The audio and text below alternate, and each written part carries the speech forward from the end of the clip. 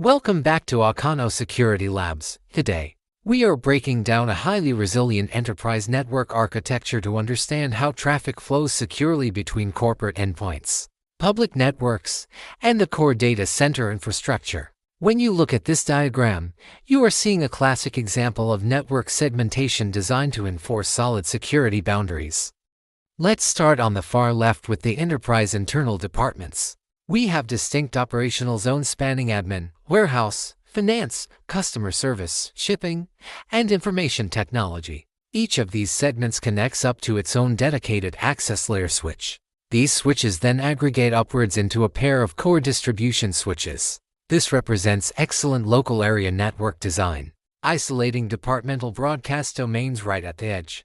Now, notice how all internal traffic from those distribution switches is forced directly through a redundant pair of central firewalls. These firewalls are the ultimate gatekeepers of the network.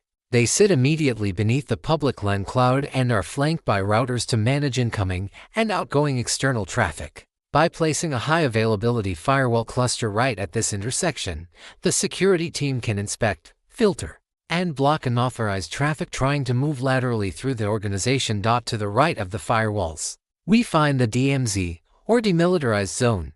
The DMZ is structurally isolated on its own switch interface, completely separate from both the internal user workstations and the internal data center. This is where an organization hosts its public-facing resources, such as web or email servers. Because the DMZ is segmented, even if an external threat actor manages to compromise a server sitting inside this zone, the firewalls will actively prevent that threat from pivoting deep into the corporate network. Finally, let's trace the traffic moving down past the firewalls into the heart of the environment, the data center. Traffic flows through redundant multilayer switches and distribution layers to reach the enterprise server stacks. Inside this secure zone, we have specialized infrastructure modules handling Amazon support, internal admin databases, operations, logistics, and our core SQL servers.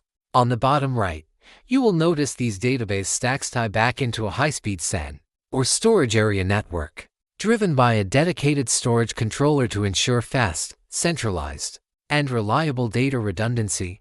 Understanding how these blocks the user edge, the DMZ, the firewalls, and the data center interconnect is fundamental for any security professional. It allows you to trace data paths, identify single points of failure, and accurately audit security controls. Thank you for locking into this architectural walkthrough at Akanno Security Labs. Keep studying, keep analyzing these network topologies, and I will see you in our next deep dive session.